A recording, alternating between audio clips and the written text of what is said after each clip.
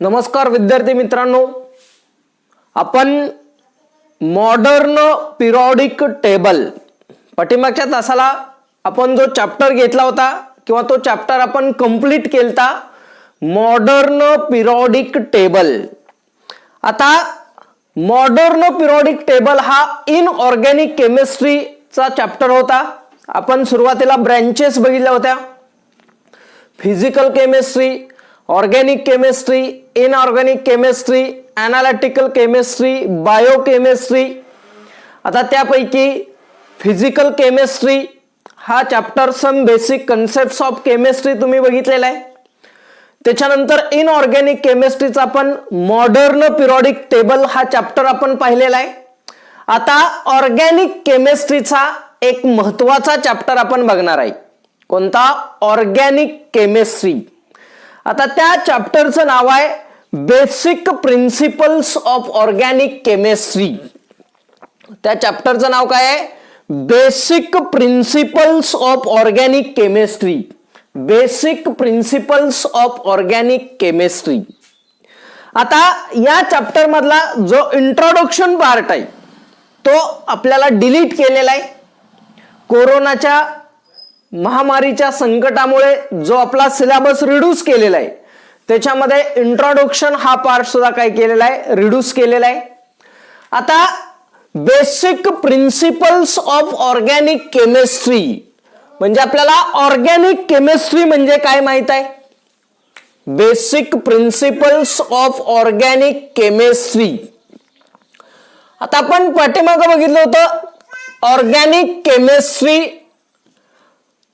Organic chemistry आता कशाला म्हणायचं ऑर्गॅनिक केमिस्ट्री? तर it is the branch of chemistry which deals with study of carbon compounds. Study of carbon compound or chemistry of carbon compound ला आपण काय म्हणलं होतं? Organic chemistry.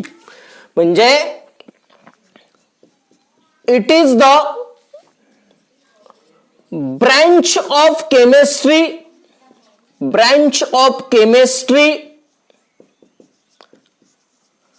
which deals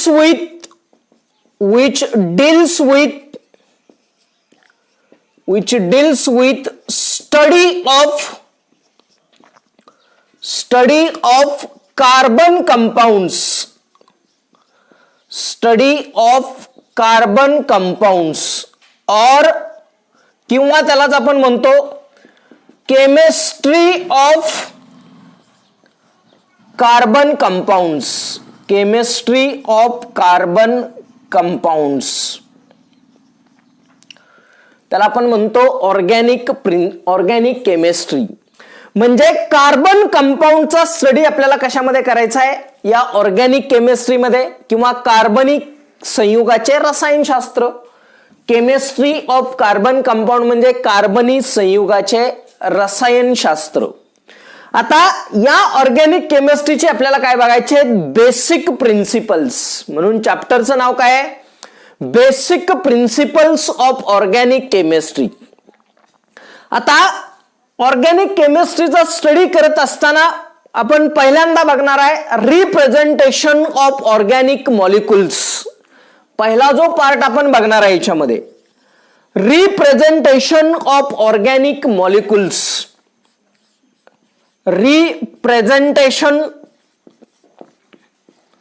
representation of organic molecules. Representation of organic molecules. जे organic molecules आहेत या organic मॉलिक्युल्सचं काय करायचं आहे? आपल्याला रिप्रेझेंटेशन करायचं आहे.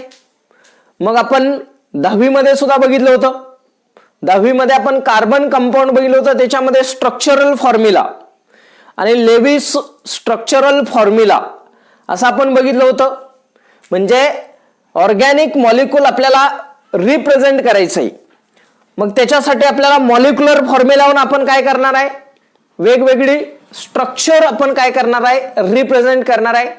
म्हणून आपल्याला मॉलिक्युलर फॉर्म्युला म्हणजे काय माहित पाहिजे? मॉलिक्युलर फॉर्म्युला मॉलिक्युलर फॉर्म्युल्याला आपण मराठीत काय म्हणतो? रेणूसूत्र. मॉलिक्युलर फॉर्म्युला म्हणजे काय माहित पाहिजे अगोदर आपल्याला. स्ट्रक्चरल फॉर्म्युला म्हणजे काय माहित पाहिजे आणि मग त्याच्यावरून आपल्याला काय माहित पाहिजे तर ती स्ट्रक्चर कशी रिप्रेझेंट करायची वेगवेगळ्या मेथड्स आहेत. आता मॉलिक्युलर फॉर्म्युल्यावरून आपल्याला काय सांगता येतं तर मॉलिक्युलर फॉर्म्युला आपल्याला काय सांगतो तर दिलेल्या मॉलिक्यूल मध्ये वेगवेगळ्या ऍटमचे किती मॉलिक्यूल प्रेझेंट असतात. वेगवेगळ्या ऍटमचे किंवा एलिमेंटचे किती ऍटम असतात हे फक्त काय करतं मॉलिक्युलर फॉर्म्युला रिप्रेझेंट करतं. उदाहरणार्थ मिथेन म्हणलं की आपल्याला काय सांगता येतं मिथेन मध्ये 1 कार्बन आणि 4 हायड्रोजन आहेत. हे फक्त कशावरून सांगता येतं तर मॉलिक्युलर फॉर्म्युल्यावरून. म्हणून आपल्याला त्याची डेफिनेशन काय सांगता येईल molecular formula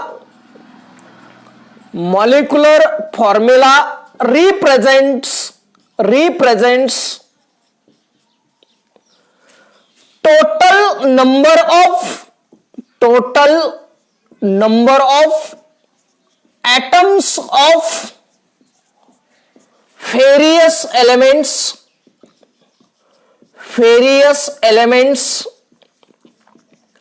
present in molecule.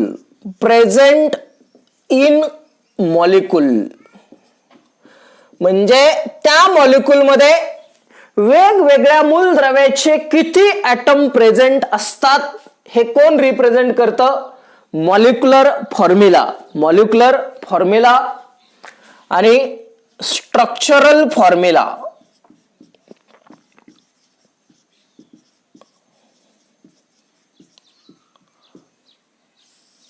Structural formula म्हणजे काय रचनासूत्र. आता रचनासूत्र म्हणजे काय तर मॉलिक्युलर फॉर्म्युल्यावरून आपण काय करणार आहे स्ट्रक्चरल फॉर्म्युला. त्या मॉलिक्यूल मध्ये वेगवेगळ्या मूलद्रव्याचे जे ऍटम असतात या ऍटमची नेमकी मांडणी कशी असते पोझिशन कशी असते ते म्हणजे काय असतं structural formula. Structural formula represent actual arrangement of atoms of various elements in a molecule. त्या मॉलिक्यूल मध्ये असणाऱ्या वेगवेगळ्या मूलद्रव्याचे जे अणू असतात त्यांची नेमकी मांडणी कशी म्हणजे काय स्ट्रक्चरल फॉर्म्युला. म्हणजेच आपल्याला सांगता येईल structural formula represents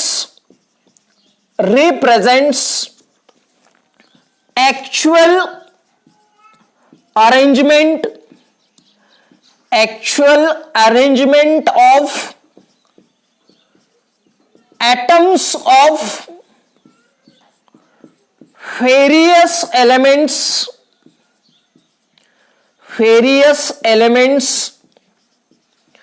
present in molecule. त्याला आपण म्हणतो रचनासूत्र.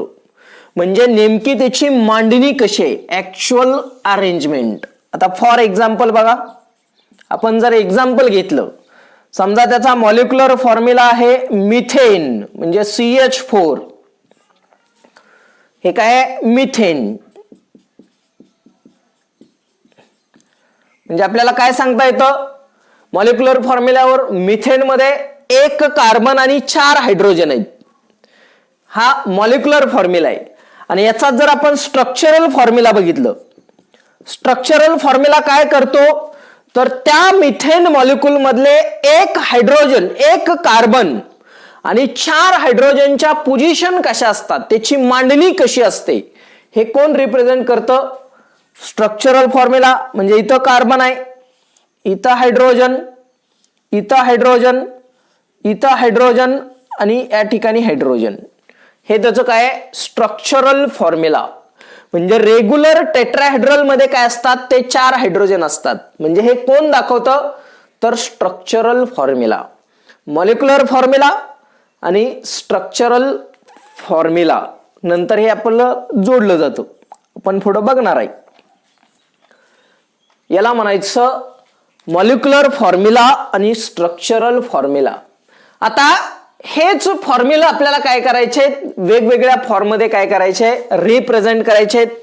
म्हणून representation of organic molecules, organic molecules आपल्याला रिप्रेझेंट करायचे आहेत. आता ते मॉलिक्युल रिप्रेझेंट करण्याच्या वेगवेगळ्या मेथड्स आहेत. पहिली मेथड आहे लेविस डॉट स्ट्रक्चर किंवा त्यालाच आपण म्हणतो इलेक्ट्रॉनिक स्ट्रक्चर. याच्यामध्ये आता मॉलिक्युल जे रिप्रेझेंट करायचे त्याच्यामध्ये पहिली मेथड कुठली आहे, लेविस डॉट स्ट्रक्चर किंवा त्याला नुसतं लेविस स्ट्रक्चर किंवा त्यालाच आपण काय म्हटलं जातं, electronic structure. Electronic structure, electronic structure. आता हा पहिला ऑर्गॅनिक मॉलिक्युल रिप्रेझेंट करण्याची मेथड आहे लेविस डॉट किंवा इलेक्ट्रॉनिक. आता इलेक्ट्रॉनिक म्हणजे काय, इलेक्ट्रॉन दाखवून आपल्याला काय करायचं आहे, स्ट्रक्चर काढायचं आहे. मग आपल्याला माहित आहे ज्यावेळेस मॉलिक्युल तयार होतो त्यावेळेस त्याच्यामध्ये जो बॉन्ड असतो तो कुठला असतो, कोव्हॅलेंट बॉन्ड. मॉलिक्युल रिप्रेझेंट करत असताना कसे तयार होतात, कोव्हॅलेंट बॉन्ड असतात. मग कोव्हॅलेंट म्हणजे काय, bond is formed due to the sharing pair of electron. इलेक्ट्रॉनच्या भागीदारीमुळे तयार होणारे जे बंध असतात त्यांना आपण काय म्हणतो, कोव्हॅलेंट बॉन्ड. मग आता त्या कोव्हॅलेंट बॉन्ड आपल्याला इलेक्ट्रॉनिक स्ट्रक्चर किंवा लेविस डॉट स्ट्रक्चरच्या फॉर्म मध्ये आपल्याला रिप्रेझेंट करायचे. हाच पार्ट आपण 10वी मध्ये सुद्धा बघितलेला आहे. आता फॉर एक्झाम्पल बघा, समजा पहिलं एक्झाम्पल घेतलं मिथेन. मिथेन, मिथेनचा फॉर्म्युला काय, CH4. आता या मिथेनचं स्ट्रक्चर आपल्याला रिप्रेझेंट करायचं आहे इलेक्ट्रॉन दाखवून, इलेक्ट्रॉनिक स्ट्रक्चर.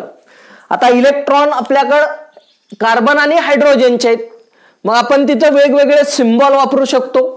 डॉट वापरलं तरी चालतं, परंतु आपल्याला डिस्टिंग्विश करण्यासाठी कार्बनचा कोणता आणि हायड्रोजनचा कोणता हे डिस्टिंग्विश करण्यासाठी आपण वेगवेगळे सिंबल वापरू शकतो. आता समजा कार्बन साठी वापरला dot, electron of carbon. Carbon साठी मी काय वापरलाय, डॉट आणि क्रॉस.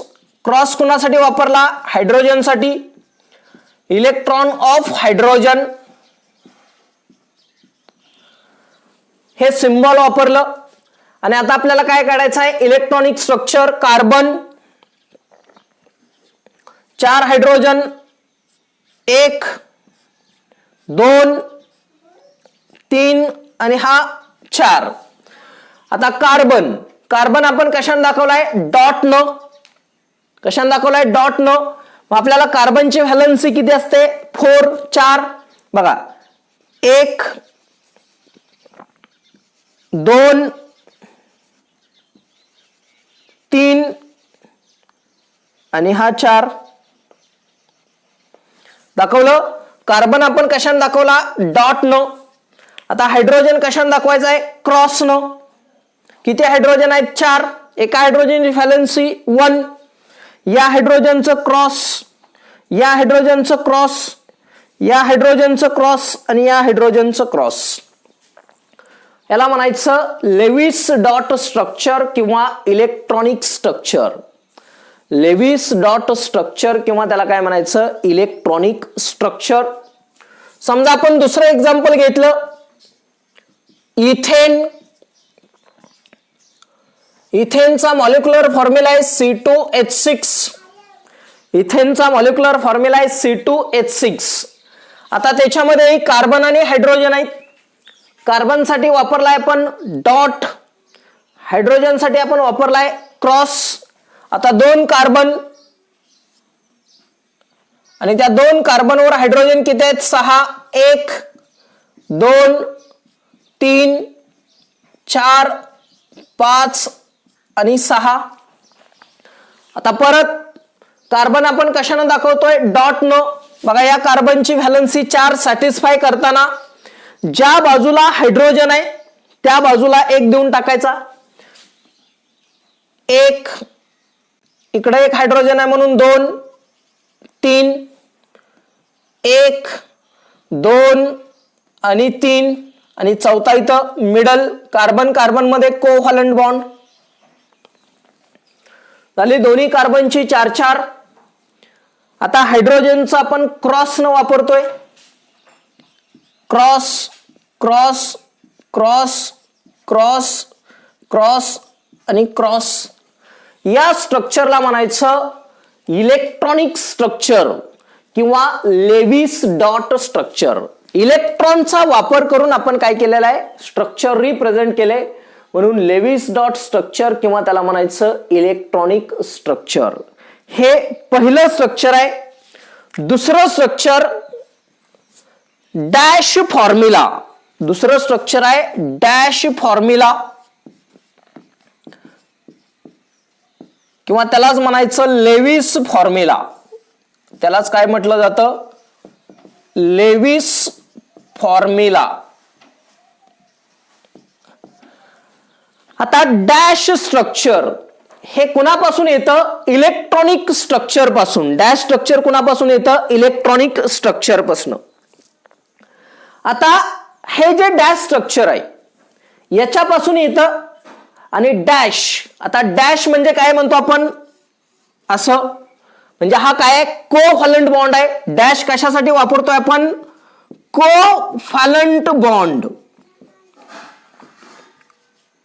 आता कोव्हॅलंट बॉन्ड म्हणजे काय? Sharing pair of electron. इलेक्ट्रॉनच्या भागीदारीमुळे तयार होणारे बंध म्हणजे sharing pair of electron. Sharing pair of electron त्याला आपण म्हणतो कोव्हॅलंट बॉन्ड. मग आता आपल्याला डॅश फॉर्म्युला म्हणजे कोव्हॅलंट बॉन्ड तयार करायचे आहेत. बघा पहिलं एक्झाम्पल मिथेनचं. मिथेन कार्बन इथं हायड्रोजन आहे, इथं हायड्रोजन, इथं हायड्रोजन आणि या ठिकाणी हायड्रोजन. बघा आता मिथेन इथं कार्बनचा 1 इलेक्ट्रॉन हायड्रोजनचा 1 इलेक्ट्रॉन काय करतात? भागीदारी करतात. शेअरिंग पेअर ऑफ इलेक्ट्रॉन आणि त्या कार्बन आणि हायड्रोजन मध्ये काय तयार होतं? Covalent bond. आणि तो कशानं दाखवायचा? डॅश न. या कार्बनचा 1 इलेक्ट्रॉन आणि हायड्रोजनचा 1 इलेक्ट्रॉन भागीदारी करतात. शेअरिंग पेअर ऑफ इलेक्ट्रॉन आणि याच्यामध्ये कोव्हॅलंट बॉन्ड तो दाखवतो आपण डॅश न.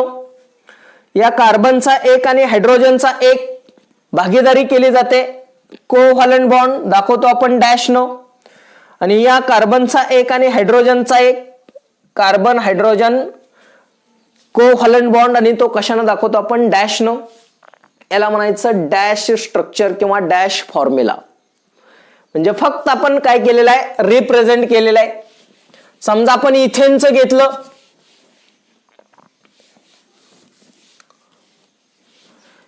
इथेन. दुसरं एक्झाम्पल इथेन. आता इथेनचं डॅश स्ट्रक्चर आपल्याला काढायचं आहे.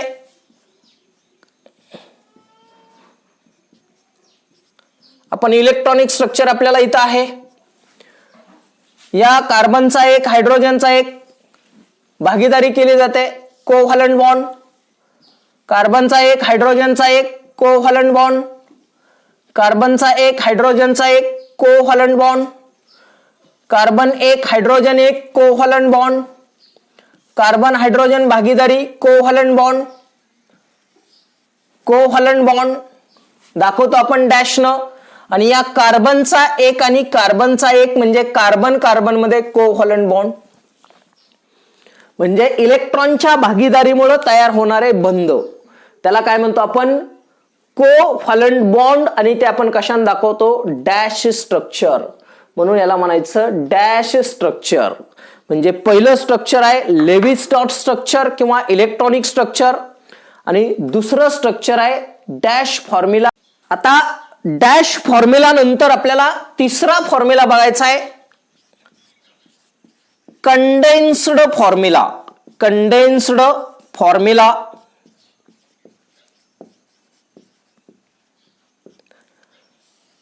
आता कंडेन्स म्हणजे गोळा करणे. Condense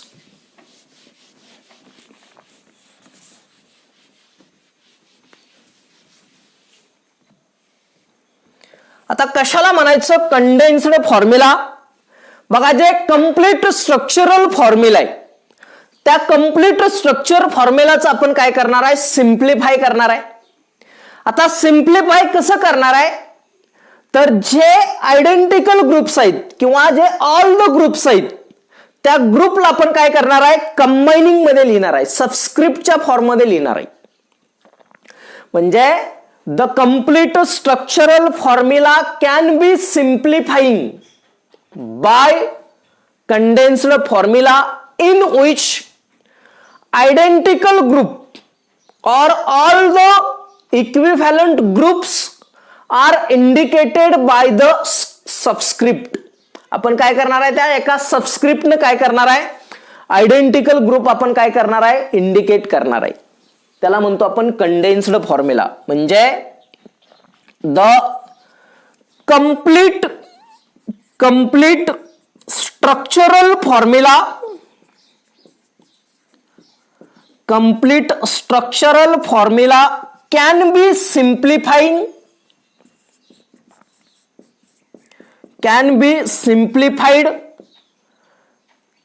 in which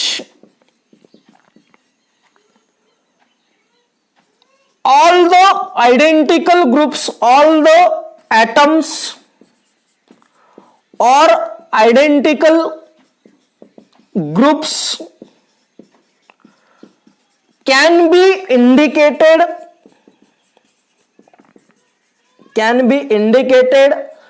by subscript.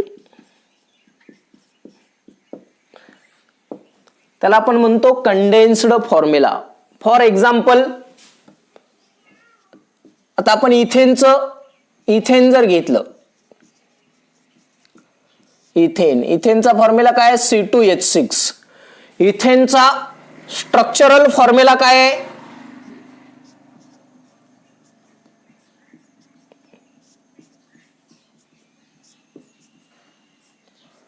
हा त्याचा स्ट्रक्चरल फॉर्म्युला आहे बरोबर आहे. आता याचा आपल्याला काय करायचं आहे कंडेन्स्ड फॉर्म्युला. कंडेन्स्ड फॉर्म्युला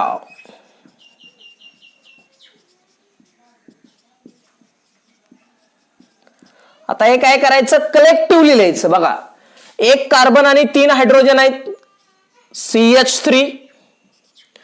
एक कार्बन आणि 3 हायड्रोजन CH3. म्हणजे काय केलं एक सारखे ग्रुप आपण काय केलं इंडिकेट केलं. 3 हायड्रोजन सारखे आहेत म्हणून CH3. 3 हायड्रोजन सारखे आहेत म्हणून काय केलं CH3. त्यावेळेस त्याला म्हणायचं कंडेन्स्ड फॉर्म्युला. समजा आपण दुसरं एक्झाम्पल घेतलं. दुसरं एक्झाम्पल समजा आपण घेतलं ब्युटेन किंवा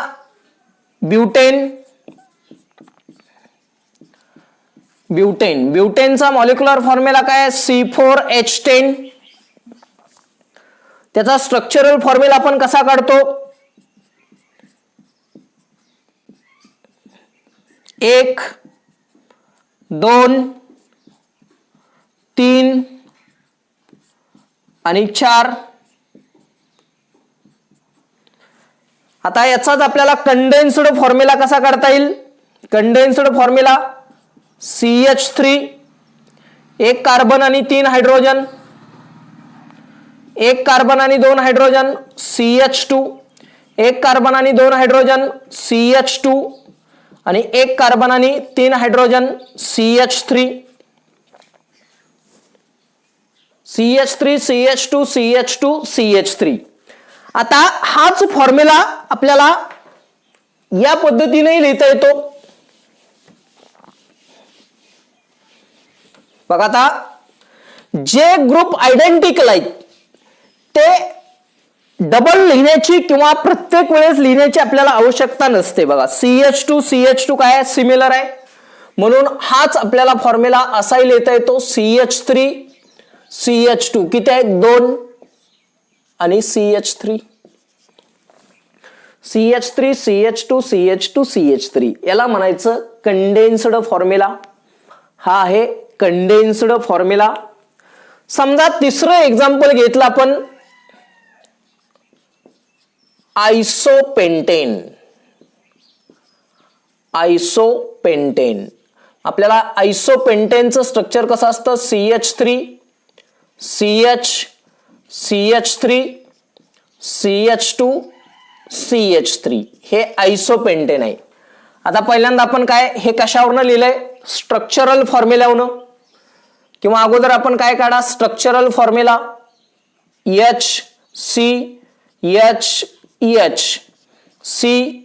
CH इथं कार्बन, त्याच्यावर 3 हायड्रोजन, CH2 CH3 हे काढले बघा. हे CH3 हे CH3, हा CH हा CH CH3 CH2 CH3. आता हा स्ट्रक्चरल फॉर्म्युला आहे, हा कंडेन्स्ड आहे, आपण एकत्रित लिहिलाय बघा. CH3 म्हणजे हा, CH म्हणजे हा, या CH वर CH3 म्हणजे हा, CH2 आणि नंतर हा CH3. म्हणजे एक सारखे ग्रुप आपण काय केलेत, एकदम लिहिलेत, आयडेंटिकल. आता हेच आपल्याला असंही लिहिता येतं, दॅट इज CH3 CH, हा CH3 वर न दाखवता इथं कंसात CH3 CH2 CH3. याला सुद्धा म्हणायचं कंडेन्स्ड फॉर्म्युला. म्हणजे काय केलंय आपण, सिम्प्लिफाय केले. आयडेंटिकल ग्रुप जे आहेत ते आपण काय केलंय, सबस्क्रिप्ट वापरून आपण ते काय केलंय, इंडिकेट केलंय. त्याला म्हणायचं कंडेन्स्ड फॉर्म्युला. त्याला काय म्हणायचं, कंडेन्स्ड फॉर्म्युला. म्हणजे हे आपला तिसरा फॉर्म्युला आहे, कंडेन्स्ड फॉर्म्युला. आता कंडेन्स्ड फॉर्म्युला नंतर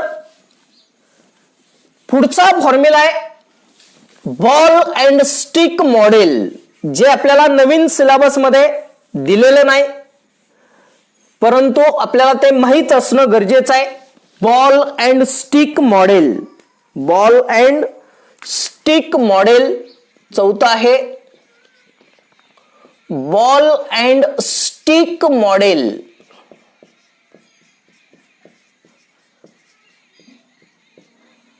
नावात अर्थ आहे त्याच्या, बॉल अँड स्टिक म्हणजे इथं त्यांनी सिम्बॉल वापरले.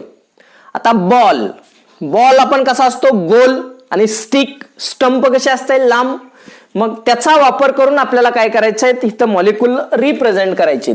फॉर एक्झाम्पल बघा, पहिलं एक्झाम्पल समजा आपण मिथेन घेतलं. मिथेनचं काय, CH4. आता ते इंडिकेट करताना बघा, समजा सेंटरला कार्बन आहे, हा कार्बन,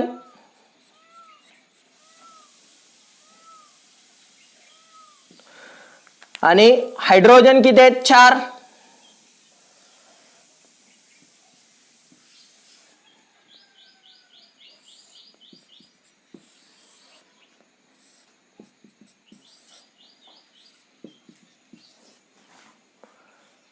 इथं काय कार्बन आणि हे काय आहेत, हायड्रोजन. म्हणजे काय झालं, बॉल. स्टिक म्हणजे कोव्हॅलंट बॉन्ड, ही स्टिक ही स्टिक ही स्टिक ही स्टिक. याला बॉल अँड स्टिक मॉडेल म्हणतो आपण, बॉल अँड स्टिक मॉडेल.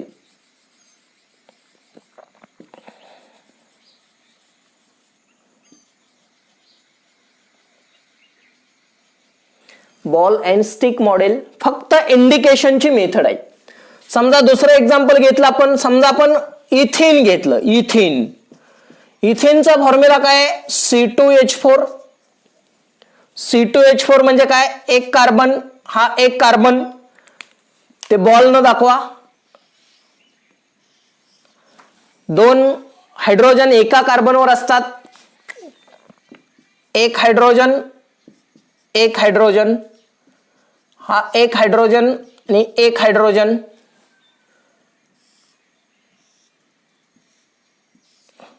आणि याच्यामध्ये डबल बॉन्ड आलं बघा. कार्बन, हे 2 कार्बन, बॉल, 4 हायड्रोजन,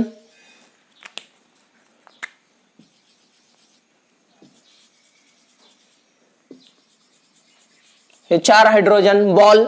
आणि या दोन्ही मधले जे बॉन्ड आहेत, कार्बन हायड्रोजन मधला बॉन्ड कोव्हॅलंट बॉन्ड कशाने दाखवला, स्टिक न, म्हणजे डॅश आहे पण ते दिसतं स्टिक सारखं. आणि या कार्बन कार्बन मधला डबल बॉन्ड, याला म्हणायचं ball and stick model. Ball and stick model हे आपला चौथा फॉर्म्युला आहे, बॉल अँड स्टिक मॉडेल. आणि अजून एक आहे बॉन्डलाईन फॉर्म्युला किंवा झिगझॅग फॉर्म्युला, ते आपण नंतर जात असतो.